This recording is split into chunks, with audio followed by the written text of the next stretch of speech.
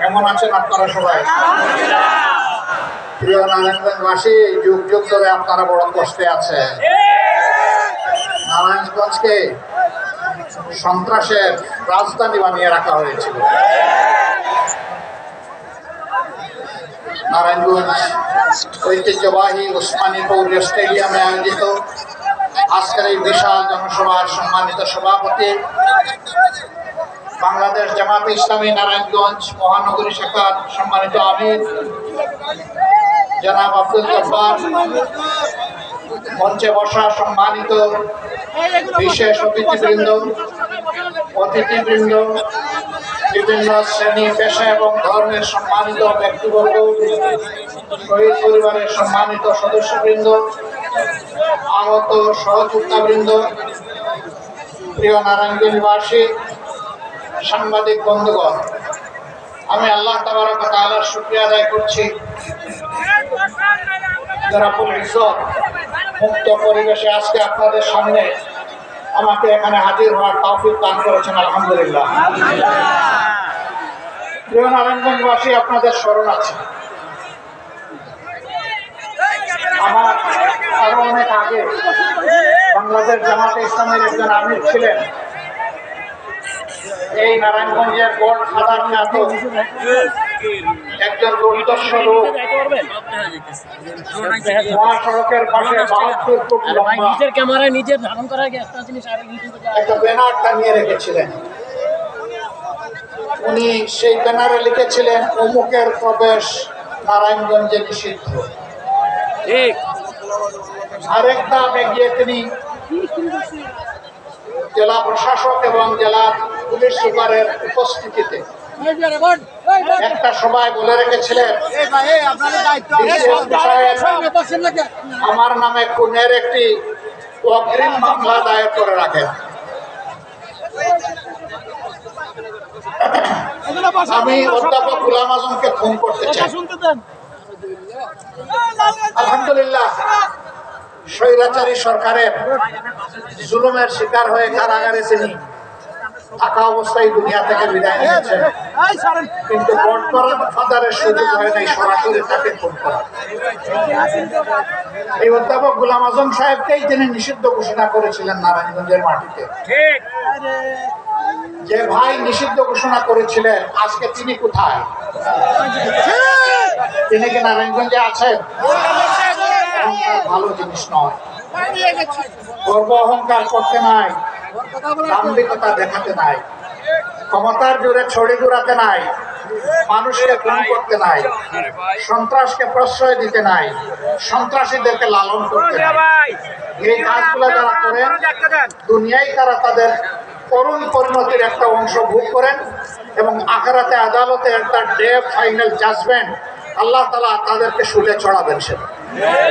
সেই শুলটা বাংলাদেশের বিভিন্ন দেশের বিদ্যমান সেটা আগুনের মহাকুণ্ড। আল্লাহকে ভয় করুন, অহংকার পরিহার করুন, তওবা করুন, আগে মানুষ হন, তারপরে আমরা কোনোদিন বলি নাই যে আল্লাহর মেহেরবানিতে এখানে লোকদের একটু মিডিয়ার ভাই তারা সামনে আসেন এই জন্য, তাই না? এখানে আমার লাল পট্টি মাথায় বেঁধে কেউ কেউ হুকুম দিচ্ছেন পিছন থেকে বসে যান, না, কেউ বসবে না এখানে। তারা তাদের পেশাগত দায়িত্ব পালন করবে, ধৈর্য ধরে ইনশাল্লাহ আপনারা সহযোগিতা করবেন। তারা তো আপনাদের কথাগুলো জাতির কাছে, বিশ্ববাসীর কাছে পৌঁছাবে। এই কাজ না করলে পৌঁছাবে কিভাবে? ইনশাল্লাহ আপনারা ধৈর্য ধরে বসুন, কথা শুনুন, যতটুকু দেখতে পারেন আলহামদুলিল্লাহ। আমার সম্মানিত ভাইয়েরা, বাংলাদেশ আমাদের প্রিয়, জনগণের প্রিয় বাংলাদেশ। এই বাংলাদেশে সম্পূর্ণ অবাধ্য। 18 কোটি মানুষের দেশ, সাজানো ফুলের বাগান। ফুলের বাগানে এক জাতের বাগান সাজানো হয় না। বাগানের মধ্যে বিভিন্ন জাতের গাছ থাকে। কোনো কোনো গাছে ফুল ফুটে, ওই ফুলটা দেখতেও সুন্দর, ঘ্রাণও তার চমৎকার।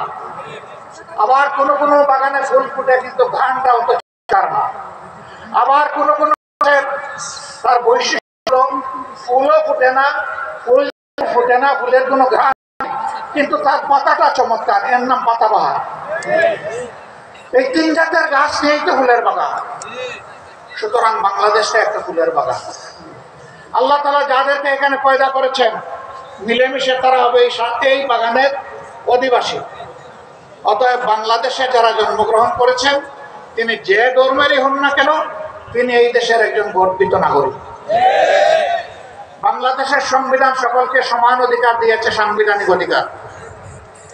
কিন্তু আশ্চর্যের বিষয়, কষ্টের বিষয়, 54টা বছর এই জাতিকে বিভিন্নভাবে ভাগ বিভক্ত, টুকরা টুকরা করে রাখা হয়েছে।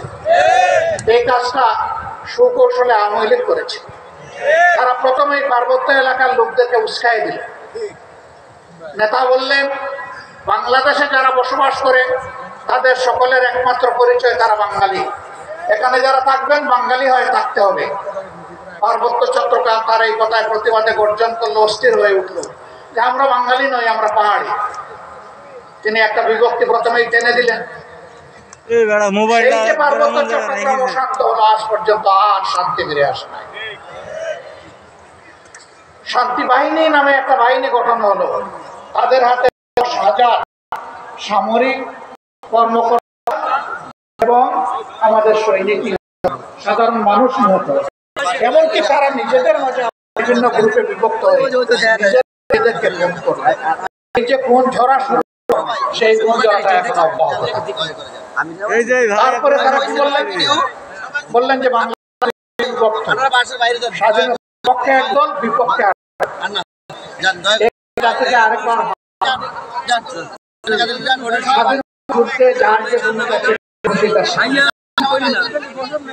কিন্তু দেশটা কেউ কি জনসভা করে, রাস্তায় নেমে মিছিল করে, পত্রিকায় বিবৃতি দিয়ে, অথবা কোনো জায়গায় একটা বক্তব্য রেখে বলেছে যে আমরা বাংলাদেশের স্বাধীনতা মানি না? এমন কোন দলের নাম আপনারা জানেন? এমন কোন দল নাই। দেশের স্বাধীনতাকে মেনে নিয়ে স্বেচ্ছায় গ্রহণ করেছে, সানন্দে গ্রহণ করেছে, এবং সকলেই বাংলাদেশের স্বাধীনতার উন্নয়নের গর্বিত অংশীদার হতে চায়। কিন্তু যখন আপনি দুই ভাগে ভাগ করে, টুকরা টুকরা করে সমাজে হিংসার চাষ করেন, প্রতিহিংসার সংস্কৃতি যখন আপনি গড়ে তুলবেন, তখন তো এই জাতি আর ঐক্যবদ্ধ হতে পারবে না, এবং একটা বিভক্ত জাতি কখনো বিশ্বে মর্যাদার সাথে মাথা তুলে দাঁড়াতে পারে।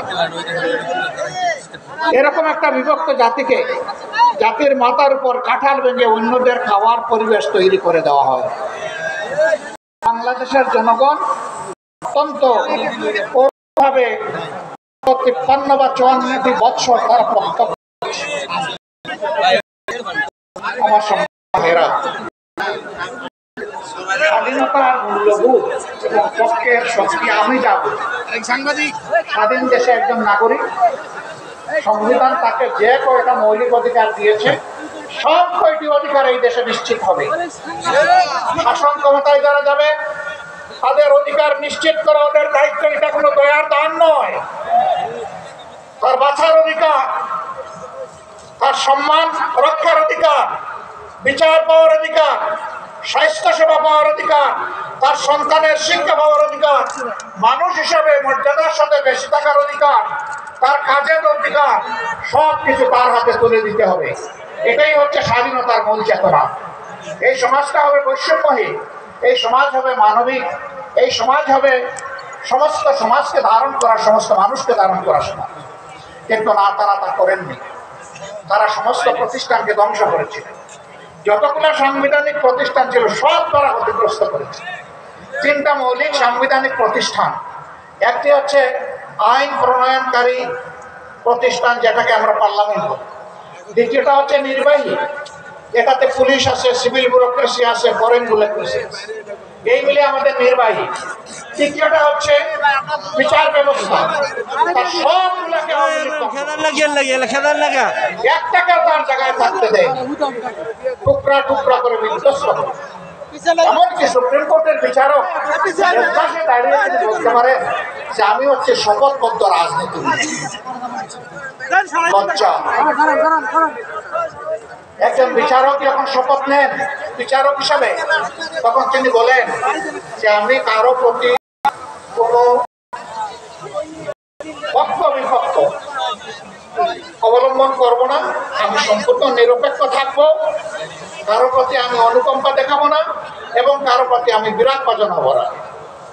যার যেটা পাওনা বিচারের মাধ্যমে আইনের ভিত্তিতে সে সেটা পাবে। কিন্তু বিচারক যখন বলে আমি শপথবদ্ধ রাজনীতিবিদ, আমি অমুক দলকে অন্তরে ধারণ করি, তার পক্ষে কি আর সুবিচার বাংলাদেশের মানুষকে দেওয়া সম্ভব? হ্যাঁ, এই বিচারকদের কেউ কেউ এদেশের নন্দিত মানুষগুলো ফাঁসি দেওয়ার পরে সংসদে গিয়ে বলে অমুককে ফাঁসি দিয়ে এসেছি, সাহেবকে ফাঁসি দিয়ে এসেছি, মৌলানা নিজামীকে ফাঁসি দিয়ে এসেছি, আলী হাসান মুজাহিদকে ফাঁসি দিয়ে এসেছি, নাম ধরে ধরে বলতে।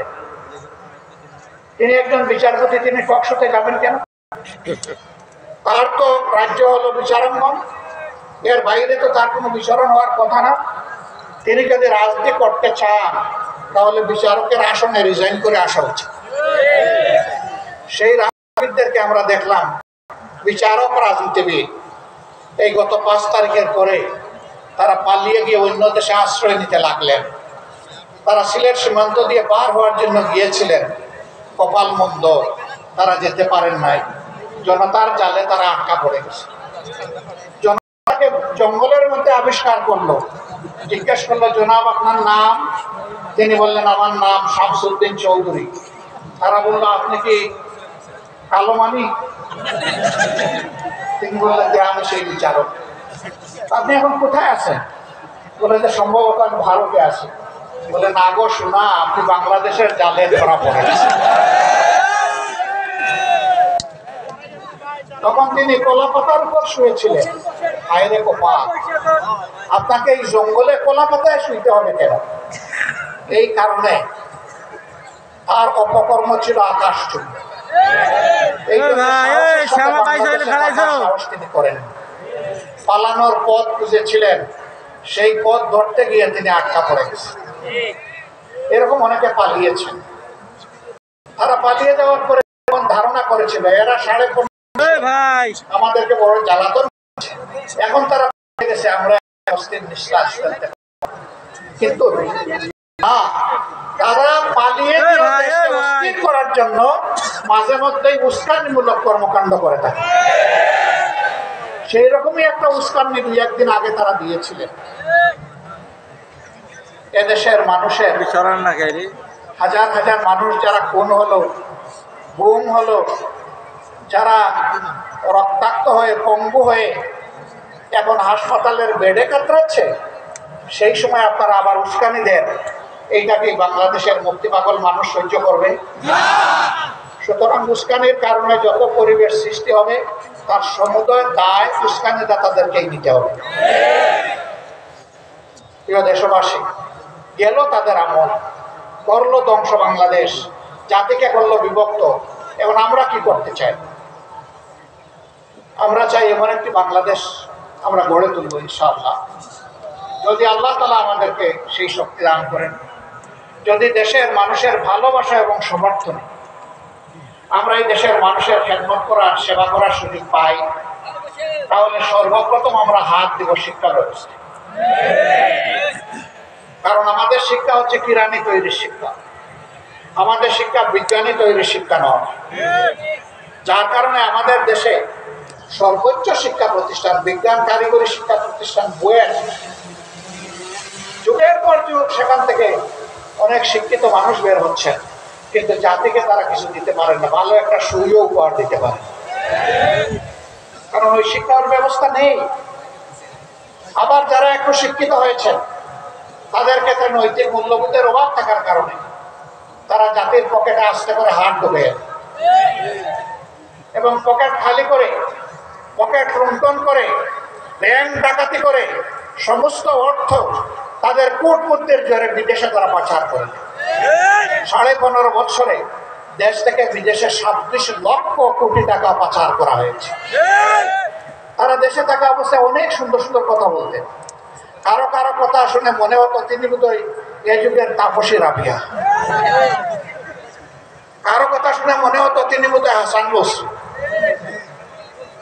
এখন তারা বের দেশ থেকে পালিয়ে যাওয়ার পরে, আত্মগোপন করে যাওয়ার পরে, জেলে ঢুকে পড়ে এখন যেখানেই তাদের উপরে হাত পড়ছে সেখান থেকে দুর্গন্ধ বের হয়ে আসছে, অবৈধ সম্পত্তি বের হয়ে আসছে।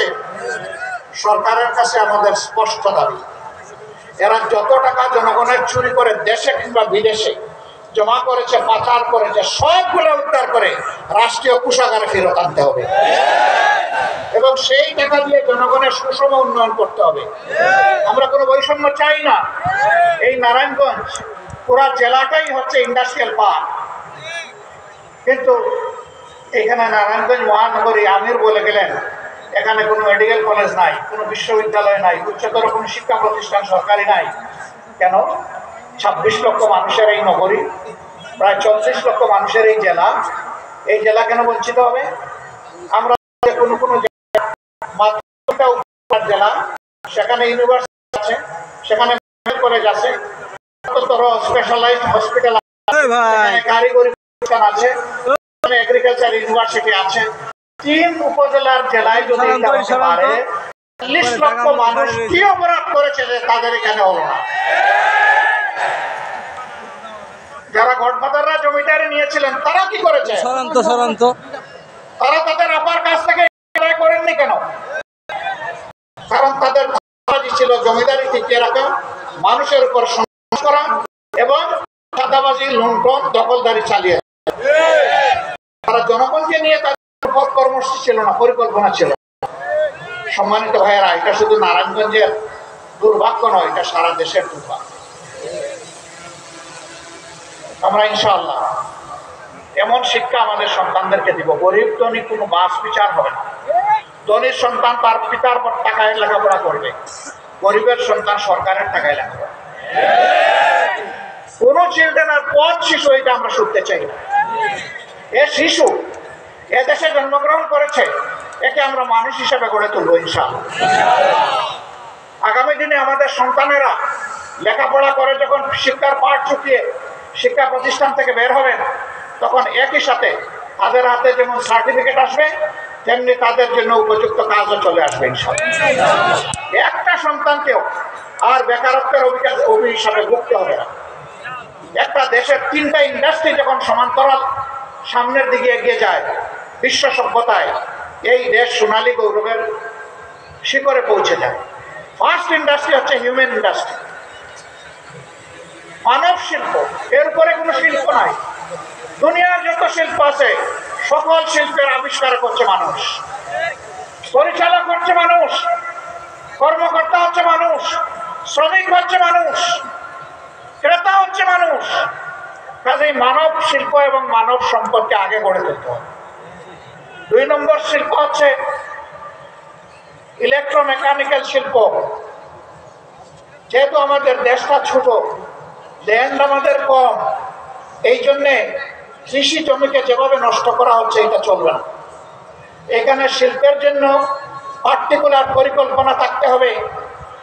প্রশস্ত জায়গা দখল না করে আকাশ দখল করেন, উপরের দিকে উঠান, ভার্টিক্যাল এক্সটেনশন করেন, সেখানে আপনি ইন্ডাস্ট্রি কায়েম করেন। এই জায়গাগুলোকে আপনি গণহত্যা করবেন না। আশ্চর্যজনকভাবে আমাদের দেশের সয়েলকে, ল্যান্ডকে জেনোসাইড করা হচ্ছে, গণহত্যা করা হচ্ছে, শেষ করে দেওয়া হচ্ছে।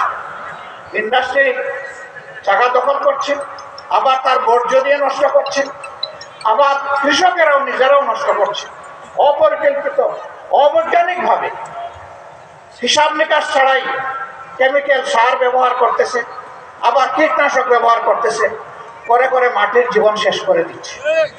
এগুলো প্রতিকারের সরকারের কোনো কর্মসূচি নাই।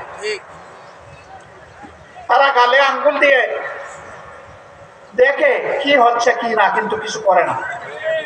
নদীগুলাকে শেষ করে দেওয়া হয়েছে, এইগুলা পলি জমে এখন নাই, অনেকগুলো মরে গেছে। এখন নদীর বুকে এখন চাষাবাদ হয়, অথচ আমাদের মানব দেহে রক্ত সঞ্চালনের জন্য যেমন শিরা ধমনী ক্যাপিলারি আছে, ঠিক আল্লাহর সৃষ্টি এই জমিনকে বাঁচিয়ে রাখার জন্য এই নদী নালা চ্যানেলগুলো হচ্ছে সেই রকমই রক্ত জমিনের রক্ত প্রণালী এটাকে শেষ করে দেওয়া। আমাদের রক্ত প্রণালী বন্ধ হয়ে গেলে এটাকে আমরা মারা যাই। তো জমির রক্ত প্রণালী বন্ধ হয়ে গেলে জমি কিভাবে, এই নিয়ে কোনো গবেষণা নাই, কোনো পদক্ষেপ নাই, বরঞ্চ নদী শুধু ভরে যাচ্ছে না, সেই নদী দখলও করা হচ্ছে। তারা করছে যাদের রাজনৈতিক শক্তি যত বড়, ক্ষমতায় থেকে তারাই এই কাজগুলা করে, সর্বকালে করেছে, এখনো চালিয়েছে। এই সমস্ত আবর্জনা সমাজ থেকে দূর করতে হবে। 3 নম্বর ইন্ডাস্ট্রি, কৃষিজ শিল্প। আল্লাহ ল্যান্ড দিয়েছেন, যে নদীতে পানি আছে, সমুদ্রে প্রাণী আছে, এই পানিকে মাটি তার উৎকর্ষ দান করে এই দেশকে এগিয়ে নিতে হবে। এই নিয়ে কার কি চিন্তা আছে 54 বছর মানুষ দেখেছে। রাজনীতির ঠান্ডা, গতিতে কিভাবে যাব এবং কিভাবে থাকবো। এখন গতিতে আছি, মেরে কুটে অবৈধভাবে কালো টাকা এবং বেশি শক্তির বিনিময়ে আগামীতে কিভাবে আবার ক্ষমতায় আসবো, রাজনীতির এইটা ধান্দায় পরিণত হয়েছে। জামাতে ইসলামী এই ধান্দাকে ঘৃণা করে। যারা মানুষকে খরিদ বিক্রির পণ্য মনে করে, আমরা তাদেরকে ঘৃণা করি। আমরা মানুষকে মানুষ হিসাবে সম্মান করতে চাই, ভালোবাসতে চাই। এই সম্মান এবং ভালোবাসার ভিত্তিতে একটা দেশ আমরা গড়ে তুলতে চাই, যেই দেশে আদৌ কোনো বৈষম্য থাকবে না। সম্মানিত ভাইয়েরা, এমন দেশ হবে যেখানে কোনো দুর্নীতি এবং দুঃশাসন থাকবে না। 5 আগস্টের পর বাংলাদেশে আলহামদুলিল্লাহ কোথাও কোনো চাঁদাবাজি এখন আর হয় না, বিশেষ করে এই নারায়ণগঞ্জে হয় না। নারায়ণগঞ্জেও হয়, কোন দখলদারি তাও হয়। এখানে আর অফিস আদালত ঘুষ। তাহলে এতগুলা জীবন ঝরলো, এতগুলা মানুষ কেন বঙ্গ হলো, এত রক্তের ফুটায় কেন বাংলাদেশ ভাসলো?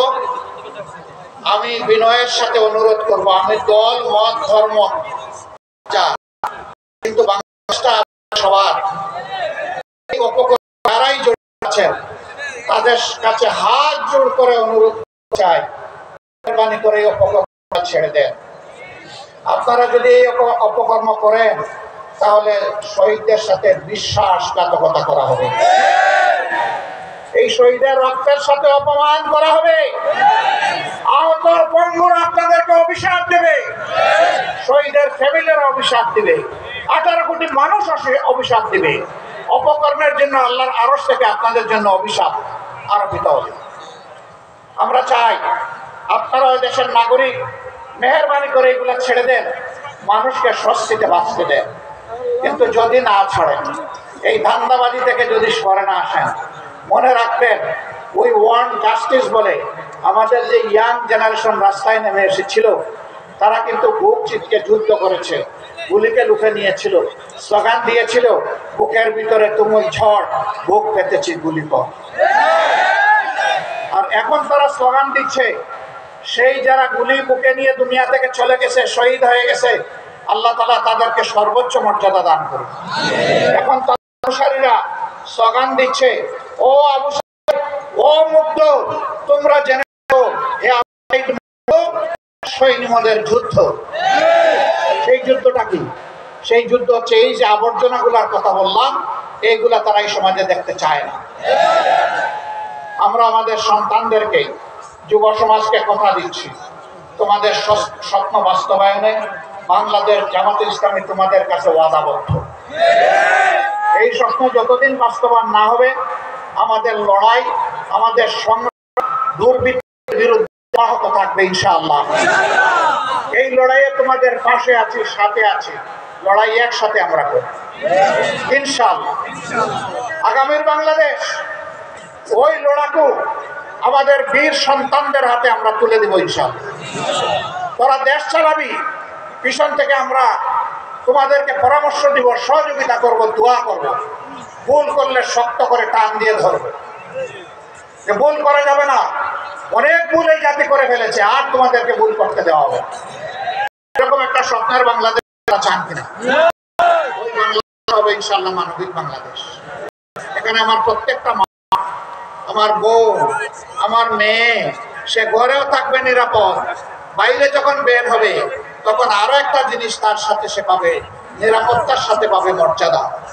যখন সে কর্মস্থলে পেশাগত দায়িত্ব পালন করবে, এই দুইটি জিনিস নিয়েই সে নিরাপত্তা এবং মর্যাদা নিয়ে ইনশাআল্লাহ দায়িত্ব পালন করবে। সম্মানিত ভাইয়েরা, যারা সংখ্যালঘু সংখ্যাগুরু বলেন, আমরা এটাতে বিশ্বাস করি না, কিন্তু আমরা এটাও চাই না দেশে কোনো পরিবর্তন আসলেই বিভিন্ন ধর্মের ভাইয়েরা একটা ধর্মের একটা আতঙ্কে থাকবেন, এটা আমরা চাই না। যদি মুসলমানদের মসজিদ পাহারা দেওয়ার দরকার না হয়, তাহলে সেই সময় ভাইদের মন্দির, প্যাগোডা, চার্চ কেন পাহারা দেওয়ার প্রয়োজন হবে? আমরা দেখতে চাই একটা অহিংসার বাংলাদেশ, মিলেমিশে একটা সম্প্রীতির বাংলাদেশ। আমরা মিলেমিশে এখানে প্রতিবেশী ভাই হিসাবে থাকবো, ভাই বোন হিসাবে থাকবো, এমন একটি বাংলাদেশ চাই। আমি বিভিন্ন ধর্মের ভাইদেরকে বুক খুলে আহ্বান জানাবো, মেহরবানি করে আপনাদের খোলা চোখ দিয়ে, খোলা বিবেক দিয়ে বাংলাদেশ জামাতে ইসলামীকে আপনারা পর্যালোচনা করুন, বিচার করুন। আমি আপনাদেরকে অনুরোধ জানাবো, স্বাধীনতার পর 54 বছর বাংলাদেশের কোন নেতা, কোন কর্মী অন্যায়ভাবে কোথায় আপনাদের কারো একটুখানি জমি দখল করেছে, মেহরবানি করে আমাদেরকে জানিয়ে সাহায্য করুন। কার ইজ্জতের উপরে হাত দিয়েছে, মেহরবানি করে আমাদেরকে জানতে দিন। কার জীবনের উপরে হাত দিয়েছে, আমাদেরকে জানতে দিন। আমরা কথা দিচ্ছি, আমরা ইনশাআল্লাহ তার সুষ্ঠু প্রতিকার করব, ন্যায় বিচার আপনাদেরকে উপহার দেব। আর যদি আপনাদের বিবেক বলে যে না, এ দলের নেতাকর্মীরা এই সমস্ত অপকর্মে জড়িত নয়, তাহলে আপনাদেরকে আমরা কথা দিচ্ছি যে আপনাদের এবং সমস্ত জনগণের নিরাপত্তার জন্য আমরা অঙ্গীকারবদ্ধ। আমরা ক্ষমতায় যাই অথবা না যাই, ক্ষমতায় থাকি অথবা না থাকি, এটি আমাদের দায়িত্ব, এটা আমরা পালন করবো ইনশাআল্লাহ। যার প্রমাণ আমরা দেওয়ার চেষ্টা করছি। যতক্ষণ পর্যন্ত দেশবাসী আপনারা বাংলাদেশ জামাতে ইসলামীকে ন্যায় এবং কল্যাণের উপরে দেখবেন, সত্যের উপরে দেখবেন, ততদিন পর্যন্ত আমরা আপনাদের বুক করা ভালোবাসছি। আমরা আপনাদের সৎ পরামর্শ চলার পথে সহযোগিতা চাই, কাজে আপনাদেরকে চাই, পাশে চাই, আর আপনাদের বুকে আমাদের জন্য একটি জায়গা চাই। কিন্তু আমরা যদি কোনো অন্যায় করি, অবশ্যই আপনারা আমাদের ন্যায়সঙ্গত সমালোচনা করবেন এবং আমাদের অন্যায় কাজের গতি বন্ধ করে দেবেন। বলবেন যে আর যে যাই করুক, আপনারা কোরআনের কথা বলেন, আপনারা ইসলামের কথা বলেন, আপনাদের জন্য এই কাজ শুভনীয় নয়, এটা আমরা আপনাদেরকে করতে দেব।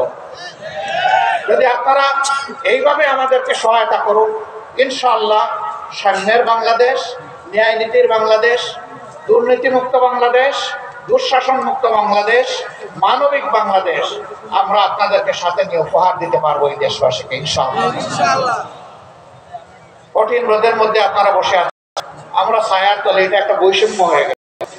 অথচ এখন বৈষম্যের বিরুদ্ধে আমাদের আন্দোলন।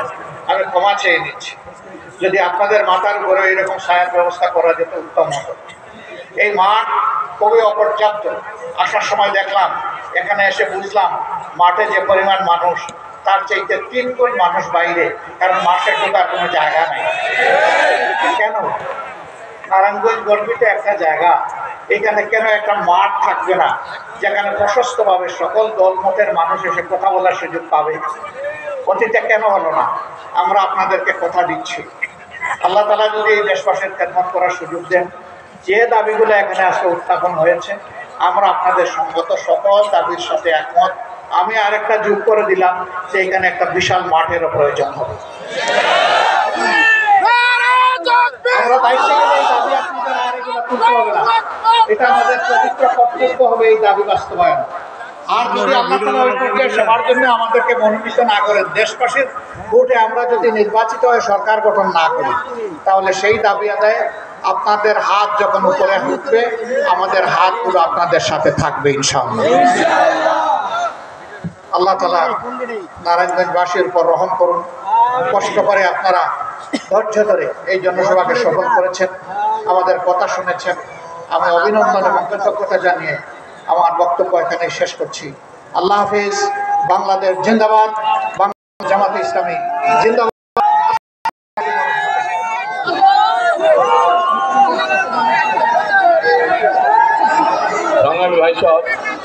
মাঠের দরজা বের হওয়ার দরজা একটা, আপনারা ওইগুলো করবেন না, ধীরে ধীরে বের হতে থাকেন।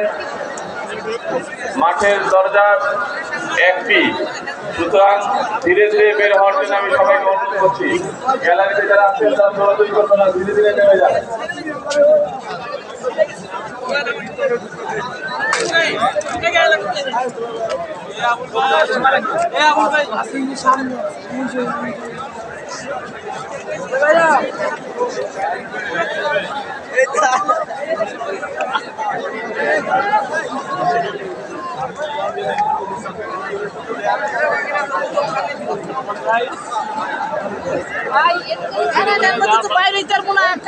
সামনে আছি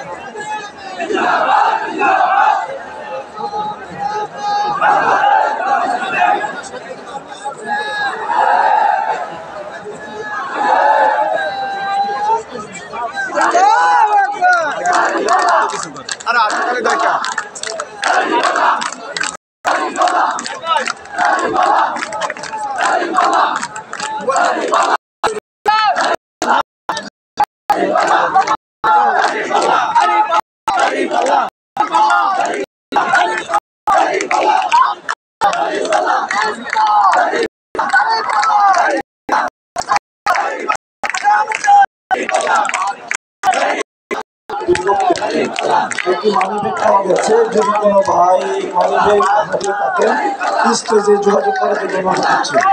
একটি মানিব্যাগ পাওয়া গেছে, যথার্থ প্রমাণ দিয়ে মানিব্যাগটি নিয়ে যাবেন স্টেজ থেকে।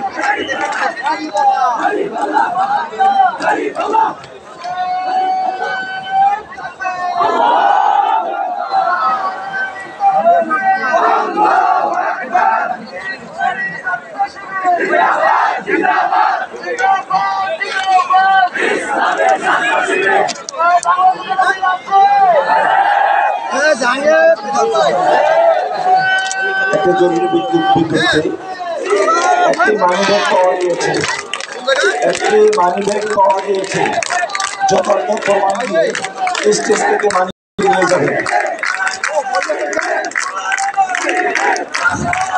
আসসালামু আলাইকুম।